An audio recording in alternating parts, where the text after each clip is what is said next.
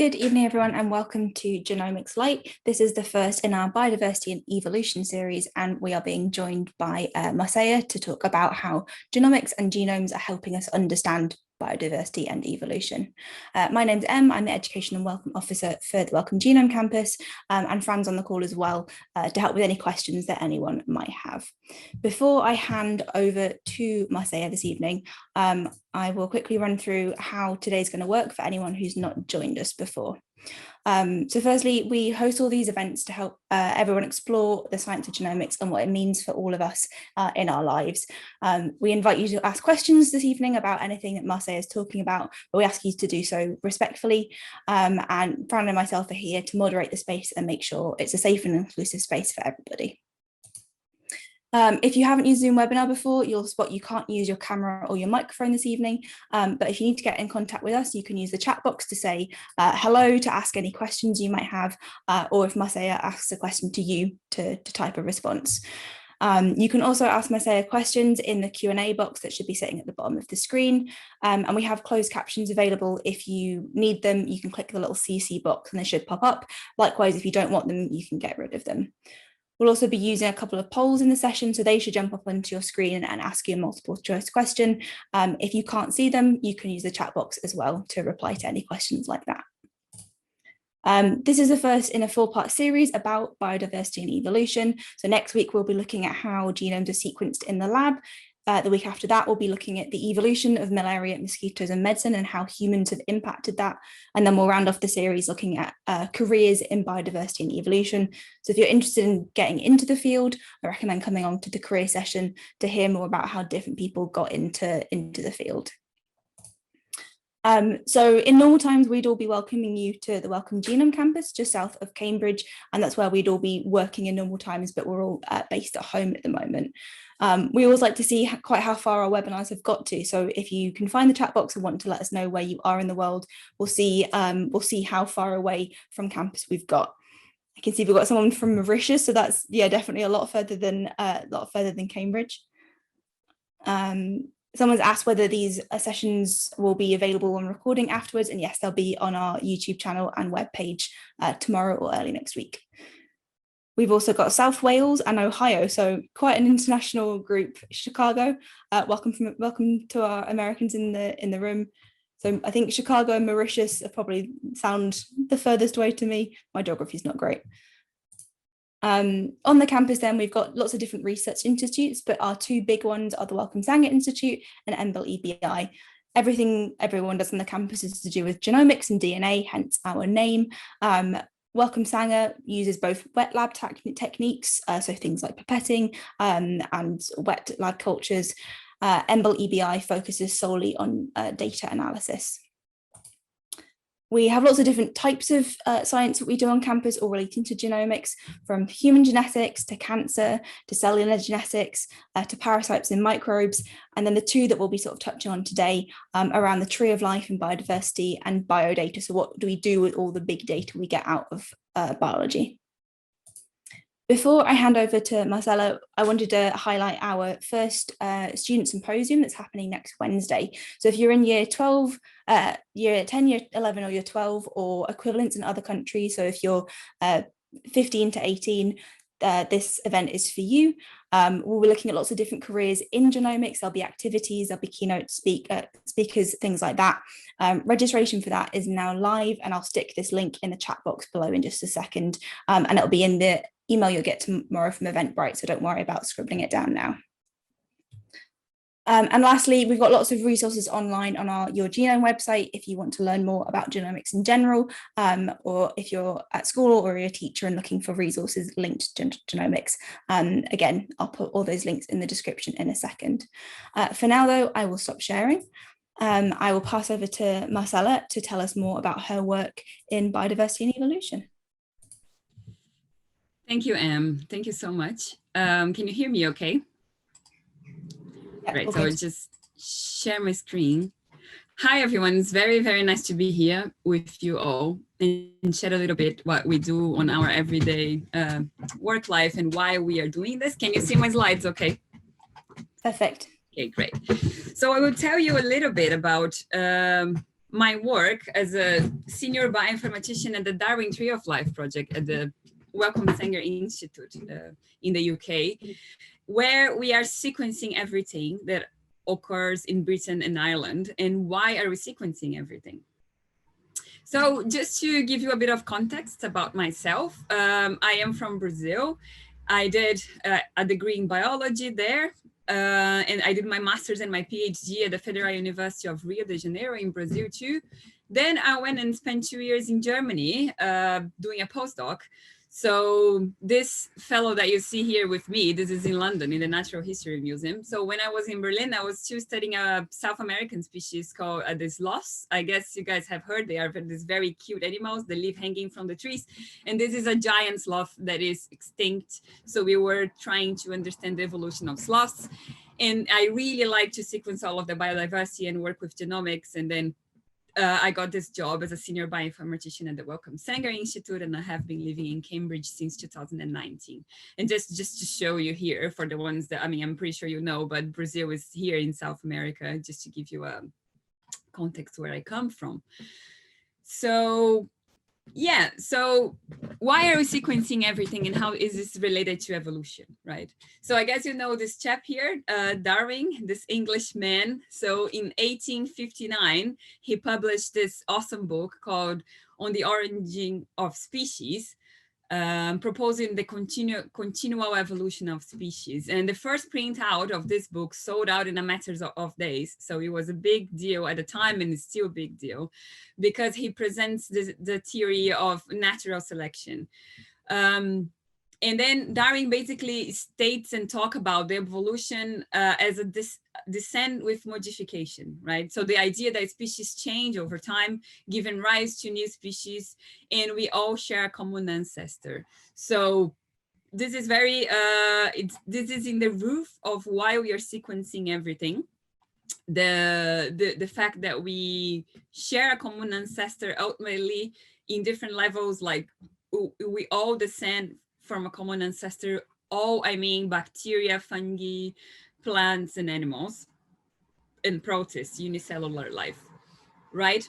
So what are the evidences of evolution in our common ancestry? So we have many different types of evidence, and one of them is, for example, morphological. So if we look at these embryos here from very different distinct clades, different taxa, different species, they are far away from each other in the tree of life, you see that at the beginning they're staggering similar. So also relating and showing us that, you know, with modification and with past generations and lots of time, we all came from the same common ancestor. The same thing happens with the membranes of the cells. Even if it's a prokaryotic or an eukaryotic cell, we all have cell membranes, which are made of lipids, a double layer of lipids. So also showing morphologically our similarities, even though in the macro scale, we are very different, right? Another evidence of evolution is the fossil record. So these are these layers of, you know, with passing of time, the land was being modified and then different layers were just piling up. And we do see this change over time of ancestor species. They are now extinct, and we find them in these different layers of the fossil record. So you are never going to see a chicken, you're never going to find a chicken bone or a chicken fossil in a very, very old here layer of the fossil evidence. If we would do that, we never do, like our scientists that dig everywhere never found incongruences in this fossil record. If we would do, we would need to rethink, like gather as scientists and rethink, but we never do. So we do find this scale and gradual changes of species in the past for the species that are extant and living today. And the other very big thing that we all have in common from bacteria, fungi, viruses, and humans is DNA, right? So DNA is this double helix of this molecule with all of these different components on it, and including this nitrogenate bases, which is alanine, cytosine, guanine, and thymine, which is the ACTG that we commonly know when we talk about DNA. So DNA is everywhere. as I told you, we know that, right? So we have been talking a lot about coronaviruses. So it's in viruses, it's in animals, it's in plants, it's in bacteria, unicellular life, everything, really showing like that the code that codes life is the same. It's just the size of it, a little bit of the way that how it is expressed that it changes, but really showing the same root, right? How we came from the same root and we just diverged into different things. So talking a little bit about the history of sequencing, we started, I mean, it wasn't a very long time ago, right? We decided that we would like to get decode the code of life so we could understand lots of different things, including human genetics and disease, right? And one of the first genomes that we sequenced was the human genome, which was very challenging and very large. So the human genome has 3 billion bases, so ACTG letters in different orders inside the human genome. And with the technology that we had at the beginning of the 2000s was very challenging. We had more than 3,000 scientists involved. We had 2 main projects for the human genome, one based in the US, one based in Europe, or actually the scientists were interconnected, but we had like a public program and a private one, and this both consortiums published the human genome simultaneously, let's say, in different scientific journals, Nature and Science, in 2001. Many discussions happened at that time with, for example, the discussion if we could patent a human genome. And this is very important. We cannot do that. The human genome information is for everybody. It's a source of everybody, so it shouldn't be used for profit. So this was decided at this time. At the time, the human genome costed $2.7 billion US dollars, which was a lot. And as you're going to hear, today we do sequencing much quicker because technologies have evolved. The way that we extract DNA in the lab, the way that the machines work to give us the signals of the ACTGs, they are much more robust these days, and then we get all of the signal much quicker. So with the first sequencing of the human genome and a couple of other genomes, like especially for model species that people use in the lab, like C. elegans, for example, we sequenced this genome and we sequenced the mouse and we sequenced a few other ones during this period when it was hard to sequence. We learned many things, okay? So we started learning a great deal about molecular evolution and human genetics and disease, for example. And I want to ask you guys this. So a few of the things that we learned during this time, for example, if you look at here, rice, tomato, the mouse and a human, I put a very proeminent human there, Marie Curie. Which of these species do you think has the most genes and which ones has the least? You guys can answer if you like. Ooh, did I? So this should pop up on your screen as a poll, or you can write an answer in the chat box. So which of these do you think has the most genes and which do you think has the least? Or the sneak preview for anyone watching very closely. Are you monitoring the answers, Em? Yes, so it's quite split on both of them, but it looks like a lot of people think that humans have the most genes and rice has the least, but it's quite mixed. But on the whole, there seems to be a trend that the bigger the thing, the sort of more complex the life, people think that they have more genes. Yeah, it looks like most people have voted. So humans winning for most and rice is winning for least. Very interesting. So let's look at the answer. So look, so if we look, rice is the one that has the most genes and human, not so much, you know, in comparison to all of these other species with bacteria and viruses. And it's very similar to chimps, for example. So I can give you these 2 examples, which is very, very interesting. So first, when we sequenced the human genome, we thought it would be much larger than other genomes and even of other like great apes. We thought, because our brain is so complex, so probably we need a lot of DNA sequences to, you know, produce all of these genes and things to make this complex brain. And then we were shocked. We sequenced the human genome and the like chimp genome, and they are 99% similar. And we're like, whoa, incredible. And then we sequenced, with time passing, we sequenced plants and other things, and their genomes were gigantic, much larger than the human genome, for example. And then we were like, oh my God, or some fish. So this we call the C paradox, which is the value of the C paradox. C is represented for the amount of DNA you have within a cell.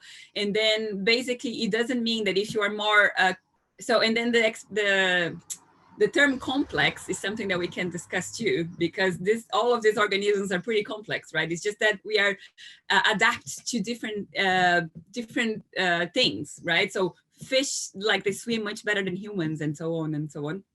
So we have these different adaptations, let's say. So, but let's talk about species that are more recent, right? In the evolution scenario, we would call them, or more derived, we would think that they would have larger genomes and more complex ones. And it's not true. You know, species that are here for a long time, they can have more genes and more DNA content in their genome. So, and then, it's interesting. So we had even papers in the 2000s of like big scientists writing and saying, oh, I'm pretty sure the human genome has like 100,000 genes. And it's really funny to look at this historical publication evidence to see how wrong we were in some of the assumptions we did.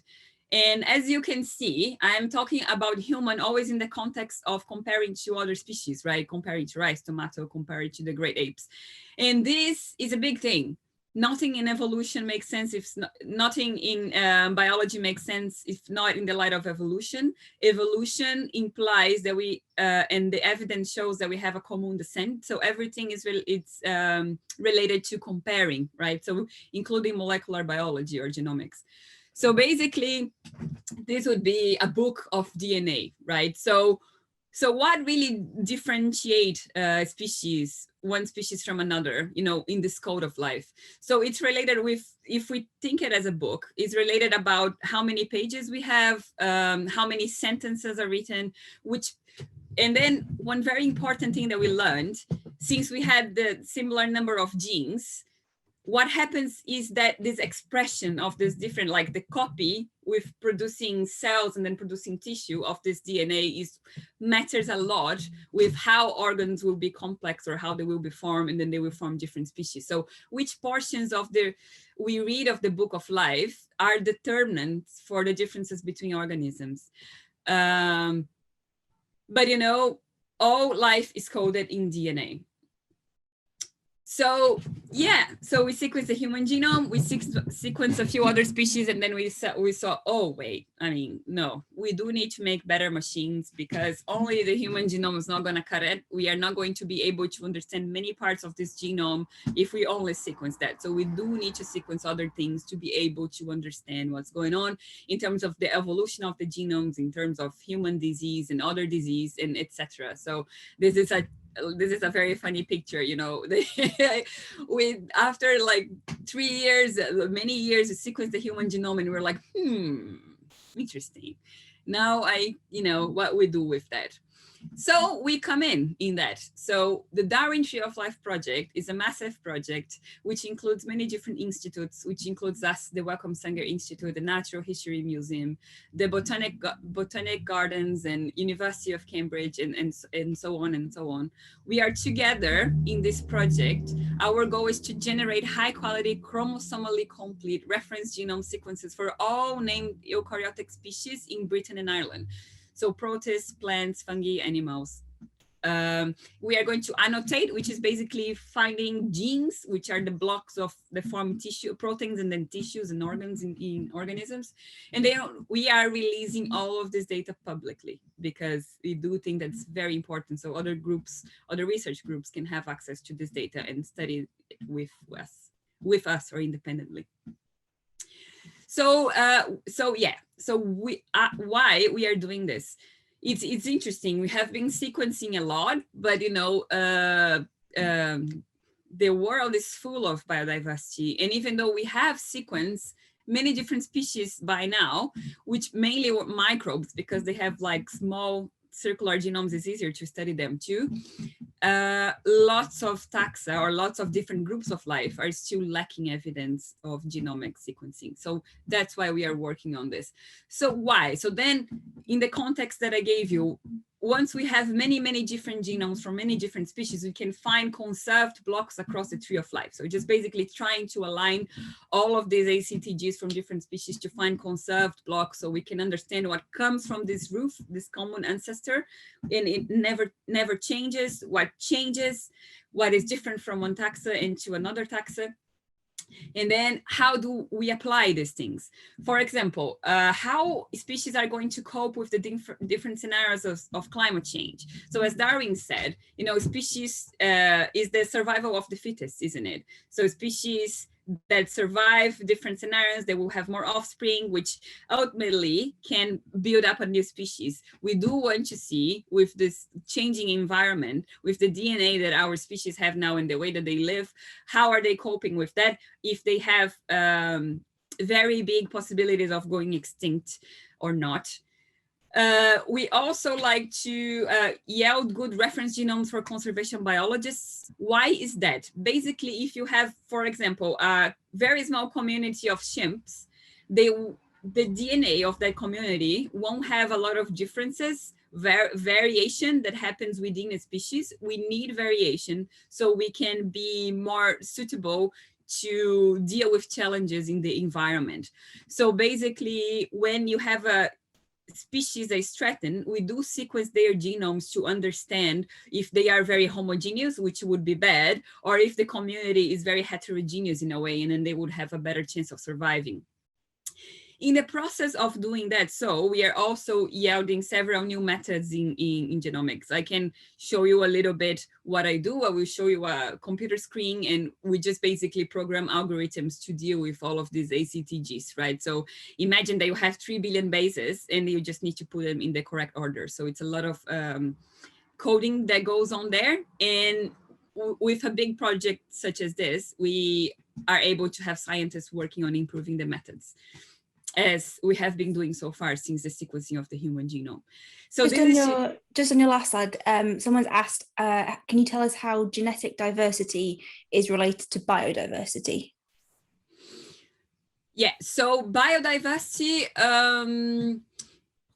we have many different species, and the species barrier would be, for example, reproduction, right? So let's say you have two different types of rats, and if they would become independent, like they wouldn't be able to reproduce, and they would be two independent species. So the DNA, so you would have a genome from one, a genome from another. And these genomes are very different in many key points of the genome. Within a species, we also have regions of the genome. So a population of one of these rats, let's say.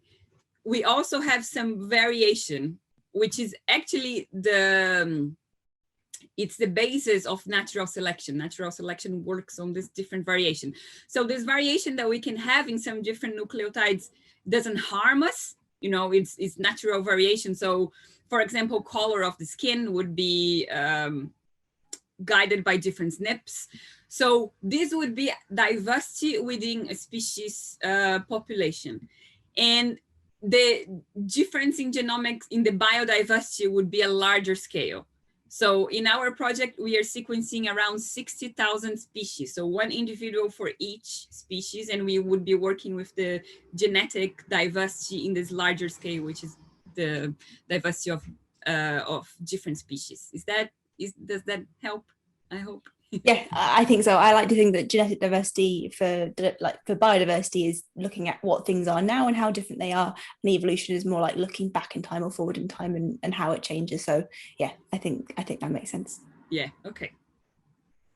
There's also a nice comment, there's also a nice comment that says genetic diversity ideally leads to biodiversity ultimately. Exactly. It's where natural selection works upon, for sure. Exactly. Right, so I'll just show you a little bit like this very nice work that our partners do. For example, in Witham Woods, maintained by University of Oxford, it's like a very nice wooded area, and we have many species there. And so our field scientists go there and collect many species that come to the Sanger for sequencing. We are working a lot on butterflies and moths. who wouldn't be happy working with that? So, and they have collected many of them in this place. The same with, so look at here. I don't know if you can see my pointer. Can you see my pointer? Yeah. So someone is collecting bryophytes in the Royal Botanical Gardens in Edinburgh. So it's amazing. I guess being a field biologist is also really nice. So then it was also hard many times because species can be in tricky places. So it's not that easy, you know. Okay, right. And then it comes to the wet lab, right? So this is a very simple slide because there is a lot in extracting and sequencing DNA. So please join us next week because you're going to hear more about techniques to extract DNA. So these are the lab people, right? So I am a computer people. These are the lab scientists. And, you know, so a stretch of DNA is basically would have a beginning and an end in a chromosome.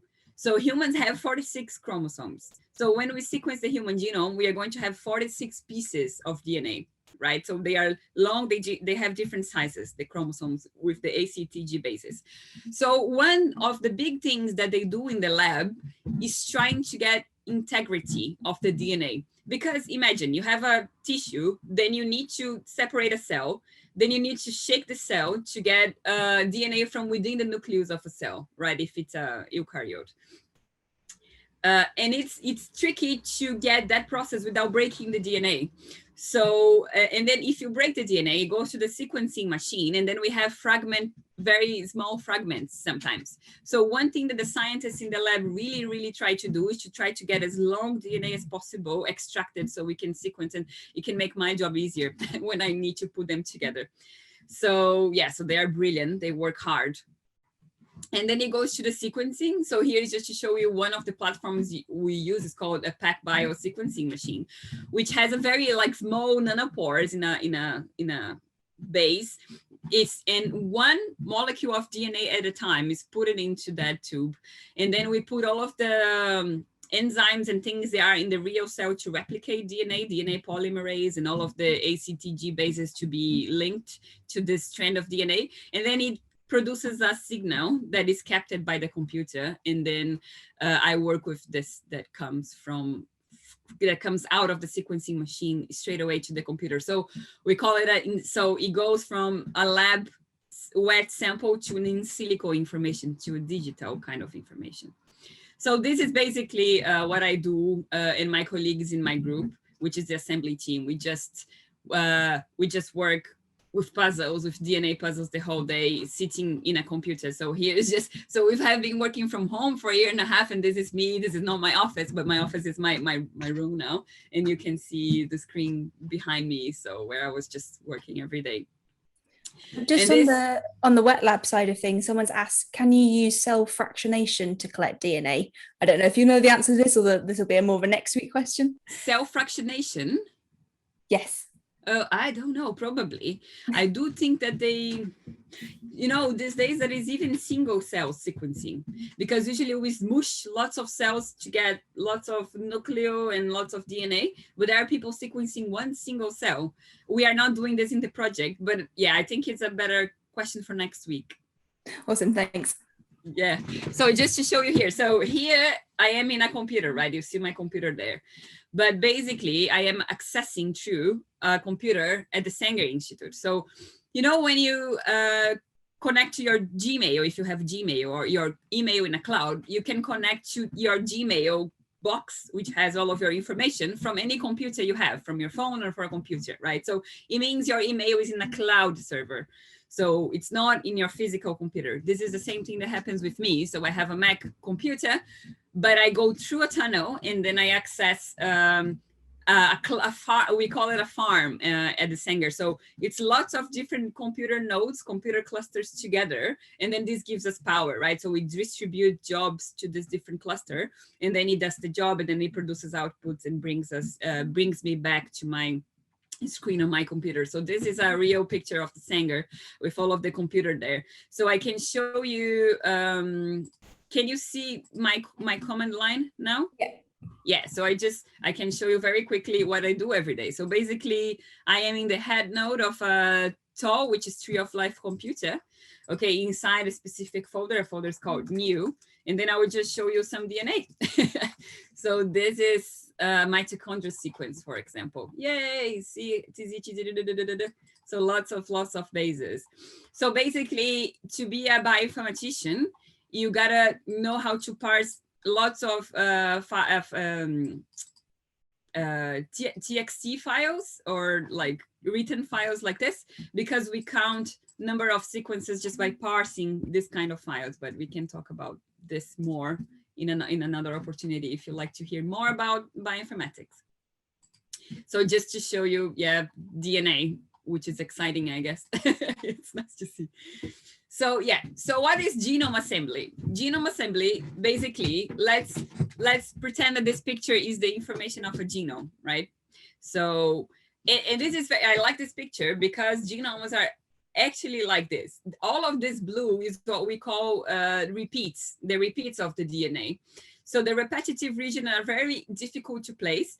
So remember that we don't have this image when we sequence a new species, right? I will need to form this image based on overlaps of information, like a really like a puzzle. And if you have a lot of repeats, which genomes are full of, like a lot of same regions, sometimes we just pile everything up when we are assembling a genome. So if everything is blue, it's very difficult to place in the correct order, okay? So just imagine this as like pieces or DNA sequences, like stretches of DNA, which comes to me like many of these stretches redundantly, and then I just work to try to assemble it in the correct order. So in the past, like 20 years ago, what we would have at the end was something like this. It was so hard to do that we had some pieces of the genome assembled, like of a species, full with ends. So we knew that two things would come together, but we didn't know what was there in terms of ACTG. So we just put ends to kind of close, so which was a gap. And it was very difficult to assemble repeats, for example. So everything that was blue was kind of together in a bubble, and the things like look like the helicopter, which are like genes, it was easier to see because they have distinguishable patterns, and then we would put them correctly. But these days we are doing much better, okay, with all of the technology that we have, and we can do it large scale. So we are being able to build figures or genomes like this, and we are missing a few parts of the genomes, which are repeats, like, but very few these days. Like we mostly have complete pictures for all of the species we sequence. But so the final parts of a chromosome are very repetitive. So they are piled up together usually, and they are called telomeres, and telomeres are very difficult to assemble. So I'll just show you this like boring kind of away slides, but as I showed you my computer with lots of DNA, what happens is that many of the information that comes out of a machine is translated in numbers. So in numbers like how many bases that genome has, because we cannot see it visually. Okay, we need to calculate numbers and statistics to see if the work was done correctly. So here is the kind of information I would show a scientist about Vanessa atalanta, which is a butterfly. I would say that I assembled this genome in 210 pieces that we call scaffolds, which are pieces, stretches of DNA. In the other haplotype, because, you know, we have a part that comes from the mom, a part that comes from the dad. So we separate this and try to create the stretches of DNA. So the other part, the other haplotype is 196 species. Then we show some plots which are related to mapping of these reads back to it. I don't have time to explain you the details of it, but just to let you know that when we talk about DNA, we are not looking at lots of ACTG letters every day in a presentation. We are looking at statistics related to it.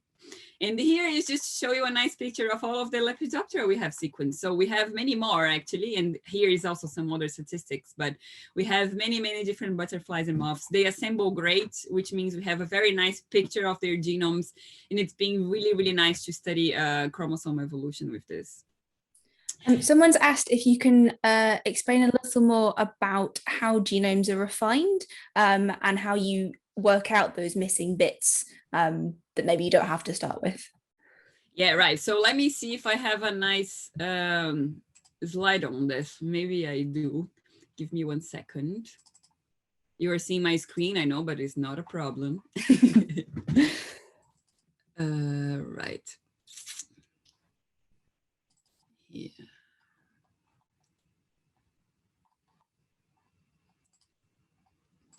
Right, so I will show you one of the tricky bits, okay? So what we do, so we have two types of algorithms to do genome assembly. So let's go back. So someone sequences in the lab, the fragments won't be perfect, like a chromosome from the beginning to the end. They will be like small fragments, and they sequence a redundant part of it. So let's think that our sequence that we are trying to build is this one, which is a famous one. It was the best of times, it was the worst of times, it was the age of wisdom, it was the age of foolishness. Okay, so what happens, and this would be DNA bits, okay? So what happens here is that we have different lengths of the DNA that is sequenced. One is like it was the best of, the other one is the times, comma, it was the worst. So the DNAs will have different fragments, and they will be redundantly produced so they can overlap. So what we want is to find the links between overlapping reads, so then we can extend it. So this is what algorithms, computational algorithms do. They go basically like taking these bits of DNA and aligning them one with the other and see the probability of them going together or not. But as genomes are full of repeats, as I told you, sometimes what happens is this. So the sentence is, it was the best of times, it was the worst of times, it was the age of wisdom, it was the age of foolishness. And then we go, it was the best of, it was, and then the next read was the best of times. So as this part here was the best of, it overlaps, the algorithm kind of knows that they should go together, right? So then you say, oh, okay, so this is the redundant part of this one. So then it makes a block. And then it goes the best of times again, and then there is an it. Good, okay. The best of times, it was, the problem is when you have a repeat, a repetitive part, you don't know where it goes. So it goes well for things that are very clear, like the helicopter in the picture, but it's very difficult for things that are repetitive. And as larger the genome is, more repeats we have. So then we don't know what's the next word is. Is it world or is it age? So then it comes my part. So algorithms will do everything that is automatic, and then it comes my part, which is just basically like try to fine tune it. So we see general statistics of how the assembly comes out from the automated pipeline would be, so if it's 20,000 pieces, I said, it wasn't able to join much because it has a lot of repeats and things. And then this is the process that we are developing every day, which is just basically computer algorithms that would do the work better. So we compute and recompute statistics all the time to try to get this better. Yeah, so it's in basic terms would be that. Awesome. I love the analogy with that saying. It's great. Okay, cool. So guys, I want to tell you, you can, so if you want to see more numbers, as I showed you, and also, get familiarized with how DNA sequence works and how bioinformatics, everyday life works, you can go to this portal because we have our data there. So the portal was just coded, so it's not complete with all of the data yet, but the data is coming every day. So you can have a look at this portal if you like. Right, so after all that you have heard, I would like to ask you, what do you think the sequence of these genomes is helpful for? So have you got any ideas of what scientists might want to use all of these sequences for after we've done all this work? Pop any ideas in the chat box.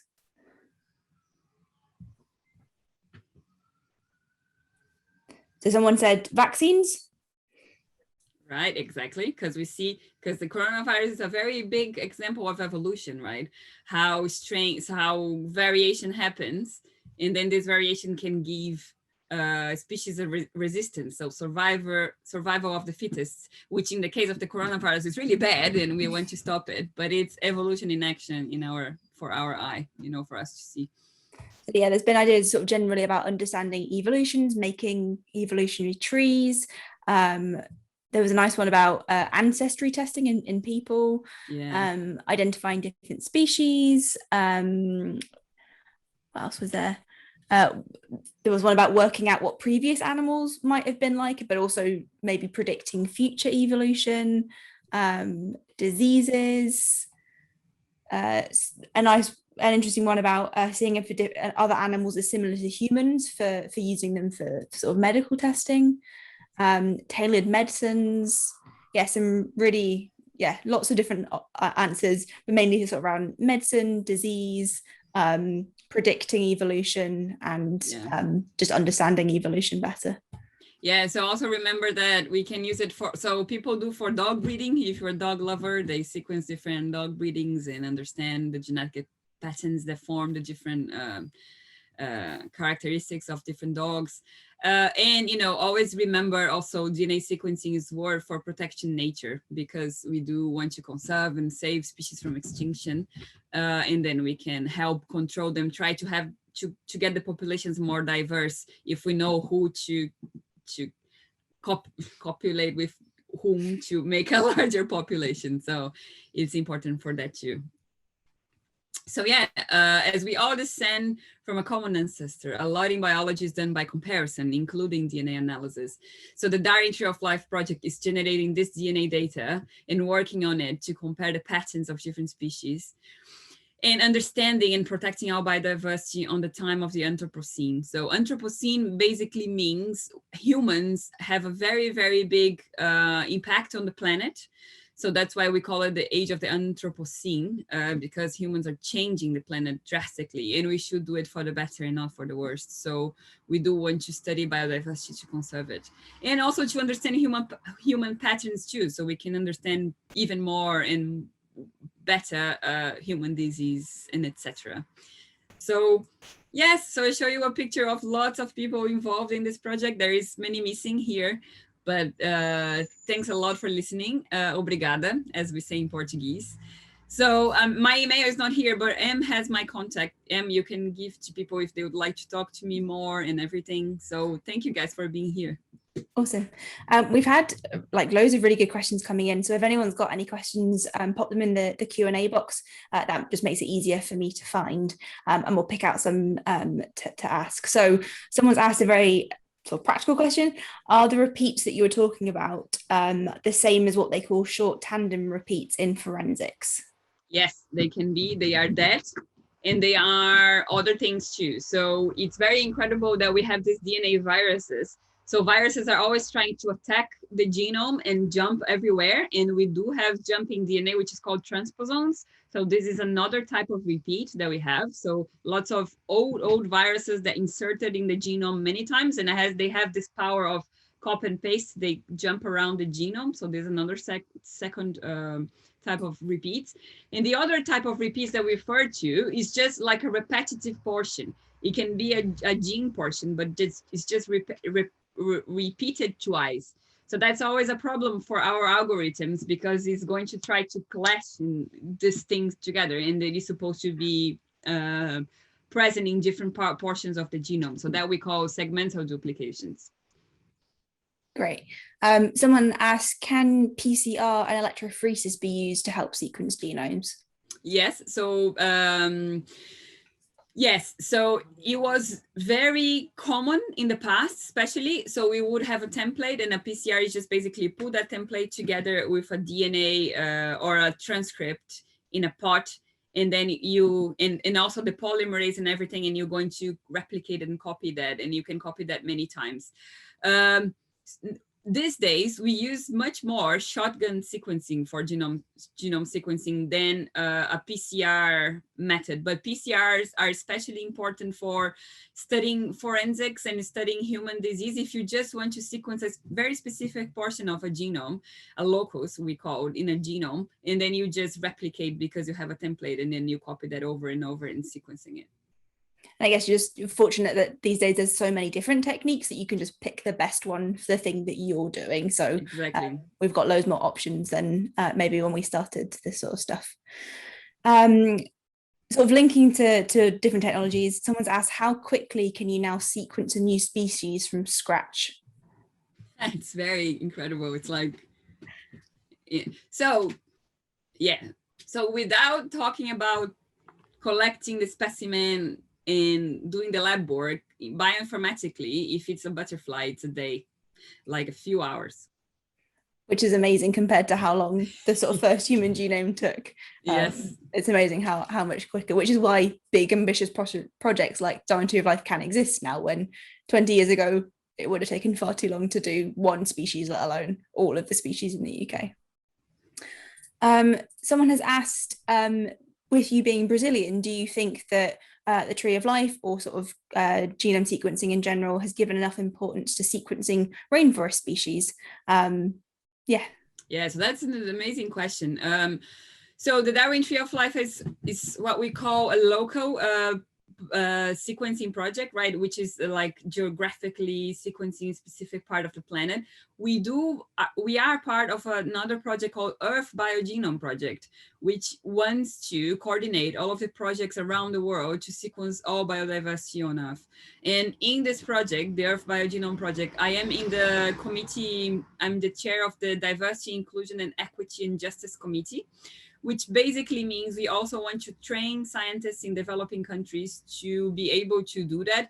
Because what happens is that as developing countries have abundance of species, many times they are just a provider of a sample. They send a sample to like a more wealthier country and they sequencing it. But exactly what we want to do is to also provide equity. And so the thing is, if you don't have a sequencing center, you can send your sample for sequencing, but as information is digital, we want it at least to go back to that country and be explored by the scientists in that country. Because if you just need a computer, it's easier, it's a infrastructure that is easier to have.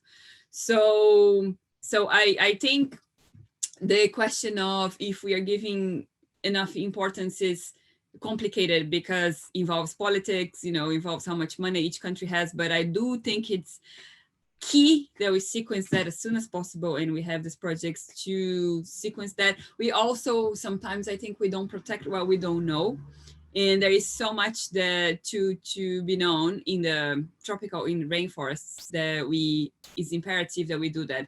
And just to let you know, I work in the Darwin Tree of Life project, but I also work in the Earth Biogenome project, and I am doing my best to help and to do that. Awesome. Two sort of slightly linked questions. So someone's asked whether we can predict the course of evolution of a species based on their sequence data, and someone said something similar, linking obviously to COVID being a big one that we want to be able to predict. Yeah, that's incredible question. Basically, we can speculate about it for sure. It's very related to what has changed. So we do need to have some data to check. I guess with COVID, now we would have enough data to see if variants would evolve or not. But it's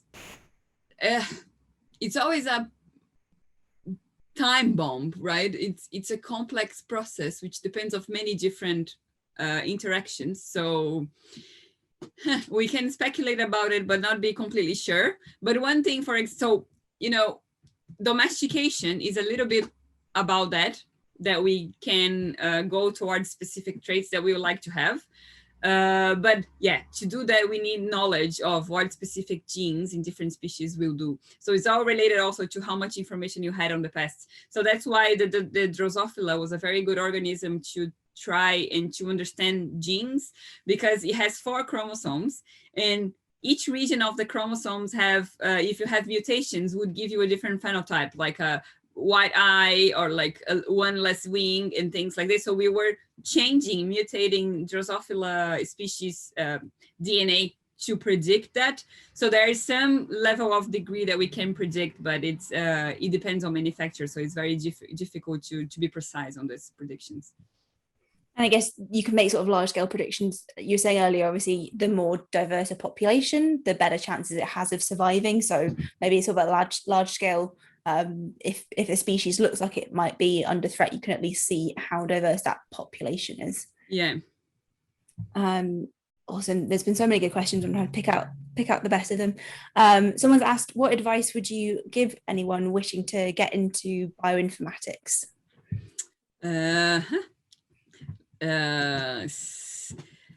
Study biology, a bit of computer science, so learn how to code. If you navigate well between both worlds, you have everything you need to be a bioinformatician. Awesome. And I've got some links for some coding websites that a previous speaker has shared. So I'll put those in the chat box for anyone who wants to try a bit of coding. Awesome. Let me have a look for any last questions. So someone's asked, is climate change the only factor affecting biodiversity and evolution? Oh, not at all. I mean, it's one big factor, but affecting, let's talk about the loss of biodiversity that we are seeing. It's massive.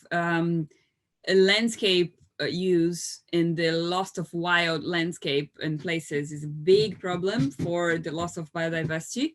We are using it too much for harvest and for cow, and and we are destroying this and to build up big cities. So that's another cause. It's just not only climate change. Climate change is a big one.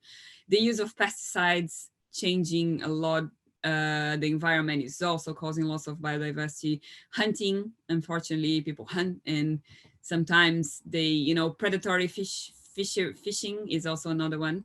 So we do also have to be mindful of our buying and our eating. I am not a big, so I wouldn't say that everybody should go vegan, but if you can reduce drastically your consumption of animal products, this would help a lot the environment. And we also need to be very connected to politics, because the politicians do decide what big companies will or not do in terms of regulation. And they are the big emitters and the big ones doing all the land use and everything. We should be always thinking that, the way we live our lives are politically involved. So if you decide not to be involved, it's also a position you are taking, and we should be involved.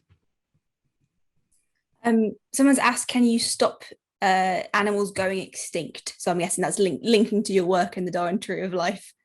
We do try it. I mean, we do the best we can. It depends again on many factors. If the population is very small, and or you only have the animals in a zoo now, and then it's like an old couple and they don't reproduce anymore, it's very difficult to rescue that species. So really depends on how bad the status of the species is.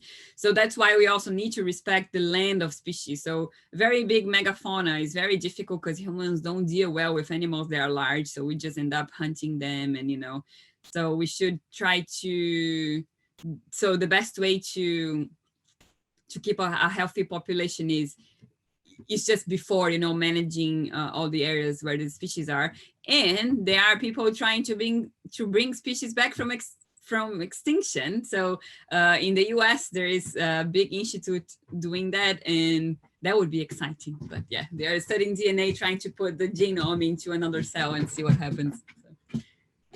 Awesome. I know one example that a colleague of yours spoke about was around the Scottish wildcats, and how they look very similar to sort of domestic house cats, and so often interbreed, and that could breed out the species essentially. So I know that colleagues of yours have looked at the genomes and the genetic diversity of wildcats to help keep them a distinct sort of population. So yeah, there's definitely a lot of work there that can help stop a species going extinct, depending obviously on how much of them are left. Yeah. Sort of linked to that, someone's asked, realistically, do you think we could restore the white rhinos to a natural number, since there's only now 2 females left? Probably not. No, I think if you've only got 2 females, there's probably not enough genetic diversity there, right, to do much with. I see if there's any last questions before we wrap up. So do put any last questions in the Q&A or the chat box. Someone's asked more on the sort of career side of things. Do you think we'll need more bioinformaticians in the future? Oh, completely. I do think that we are in the age of biology again. And we really do need, I mean, there is plenty to be done for automation to be perfect. And I think will be a long time until we get there.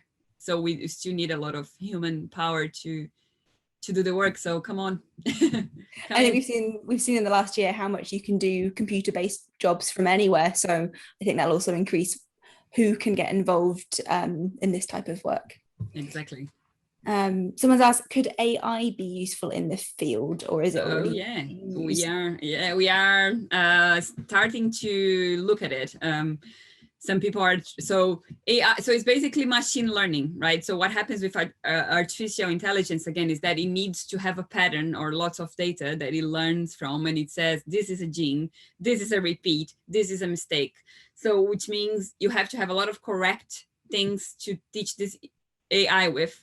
So this project, for example, the Darwin Tree of Life, will greatly help with that, because we're going to have 60,000 very almost perfect genomes, which can train AI, and then we can have robust machine learning that could probably do the job in the future. Awesome. And just to sort of wrap us up as we come to the end of our talk, I always like to ask, where do you see, what do you hope to see in the field or in your project in the next sort of 5 to 10 years? Wow, 5 to 10, almost all of the genomes ready. Lots of insights into the biology of specific clades. Yeah, that's what I see, and I hope. Awesome. We'll wrap up just there then. Thank you so much for joining us today. I definitely learned loads and loads about the Darwin Tree of Life this evening. So for anyone who wants to know more about the wet lab side of things, next week we'll be joined by Michelle Strickland and Petra Korlovic, who both work in the sequencing, the sort of extraction side of things. So we'll be looking at how you can sequence a sort of perfect new sample, and how we would sequence a sample that comes from a museum. So you can't just do what you like to it. You've got to be really, really careful with it. We'll then be looking the week after that on the human impact on evolution, and we'll be wrapping up by looking at different careers. So for anyone who had careers type questions, I'd recommend coming along to that, because we'll be talking more about how people got into the field, what sort of courses and universities they went to as well. So that'll be a useful one for anyone looking at that.